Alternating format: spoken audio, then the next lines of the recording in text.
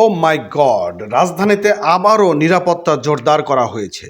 আর এই নিরাপত্তা জোরদার করতে সেনাবাহিনী সহ দেশের যত আইন শৃঙ্খলা রক্ষা বাহিনী রয়েছে তারা এখন কঠোরভাবে নিরাপত্তা দিচ্ছে। বন্ধুরা, আপনারা জানেন যে কোটা সংস্কার আন্দোলন, জামাত ইসলামকে নিষিদ্ধ, এই দুটিকে কেন্দ্র করে দেশে একটি বড় ধরনের সহিংসতা হতে পারে বলে জানিয়েছেন স্বরাষ্ট্রমন্ত্রী আসাদুজ্জামান খান। এবং তিনি বলেছেন যে ৭১ সালে আমরা এই অপশক্তির সঙ্গে যুদ্ধ করে স্বাধীনতা পেয়েছি, আবারও এদের সঙ্গে আমাদের যুদ্ধ করতে হবে। এবং এই কথাটি বলেছেন এই জামাত ইসলামকে ইন্ডিকেট করে। বন্ধুরা, ভয়াবহ একটি পরিস্থিতির মধ্যে হয়তো আমাদের সামনে দিকে যেতে হতে পারে। আপনারা জানেন যে কোটা সংস্কার আন্দোলন এখনো পর্যন্ত থেমে যায়নি এবং আওয়ামী লীগের পক্ষ থেকে অর্থাৎ স্বরাষ্ট্রমন্ত্রীর পক্ষ থেকে বলা হয়েছে যে কোটা সংস্কার আন্দোলন কিছুটা প্রমোশিত হলেও জামাতে ইসলামকে নিষিদ্ধ ঘোষণা করার পর তারা আবারও মাথাচাড়া দিয়ে উঠতে পারে, কারণ তারা এখন বিভিন্ন জায়গায় ঘাপটি মেরে বসে আছে।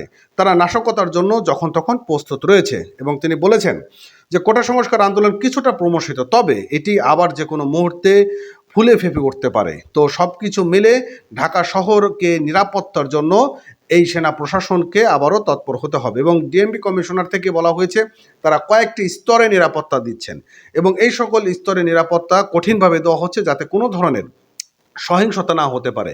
বন্ধুরা, কালবেলা পত্রিকা এরকম একটি সংবাদ প্রচার করেছেন, যে সংবাদটিতে বলা হয়েছে রাজধানী ঢাকায় হঠাৎ নিরাপত্তার জোরদার করা হয়েছে। বাংলাদেশ জামাত ইসলাম ও দলটির ছাত্র সংগঠন ইসলামী শিবিরকে নিষিদ্ধ করার প্রজ্ঞাপন জারি করার পর এই নিরাপত্তা ব্যবস্থা জোরদার করা হয়েছে বলে জানা গিয়েছে। এবং বৃহস্পতিবার অর্থাৎ ১ August DMP commissioner Habibur Rahman এই তথ্যটি নিশ্চিত করেছেন এবং তিনি বলেছেন ঢাকা বিভিন্ন গুরুত্বপূর্ণ স্থাপনায় পুলিশি নিরাপত্তা জোরদার করা হয়েছে। পাশাপাশি যে কোনো ধরনের সন্ত্রাস নাশকতা মোকাবেলা করতে ঢাকা মহানগর পুলিশ প্রস্তুত রয়েছে। সরকারি চাকুরিতে কোটা সংস্কারে কেন্দ্র করে গড়ে ওঠা আন্দোলন তীব্র এই মুহূর্তে কিছুটা কমলেও যে কোনো সময় আবার পরিস্থিতি খারাপ হতে পারে বলে আশঙ্কা করা হচ্ছে। এবং যেটি বলছেন যে কোটা সংস্কার আন্দোলন থেমে থাকলেও এই যে কয়েকজন সমন্বয়কারীরা আবারও নতুন করে ব্রিফিং দিয়েছেন, তার মানে যে কোনো মুহূর্তে পরিস্থিতি আবার খারাপের দিকে যেতে পারে বলে আশঙ্কা করছেন। এবং ধারণা করা হচ্ছে জামাত শিবিরকে নিষিদ্ধ করার সিদ্ধান্ত দলটি নেতাকর্মীদের মরণ কামড় দিয়ে মাঠে নামতে পারে। এইসব বিষয় মাথা রেখে নিরাপত্তা ছক তৈরি করেছে পুলিশ এবং নিজ নিজ এলাকাকে নিরাপদ রাখতে ডিএমপির সদর দপ্তর থেকে কোনো ধরনের সাপোর্ট প্রয়োজন বা জানতে ৮টি অপরাধ বিভাগে উপকমিশনারকে নির্দেশ দেওয়া হয়েছে।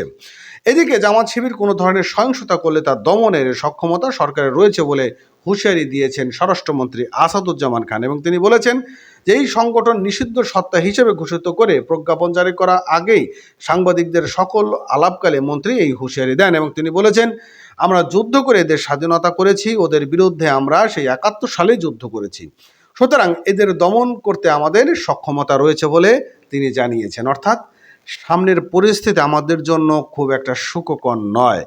আমরা নিরাপত্তাহীনতার মধ্যেই হয়তো আগামীর ভবিষ্যৎও কাটতে পারে। তো যাই হোক বন্ধুরা, সর্বশেষ একটি কথা বলি, আপনারা যারা আছেন ভালো থাকবেন, সুস্থ থাকবেন এবং আমরা সব সময় নিরাপত্তাই চাই, আমাদের কখনোই এমন সহিংসতা চাই না। ভালো থাকবেন এবং নতুন হলে চ্যানেলটি সাবস্ক্রাইব করবেন, আর যারা করেছেন অসংখ্য ধন্যবাদ।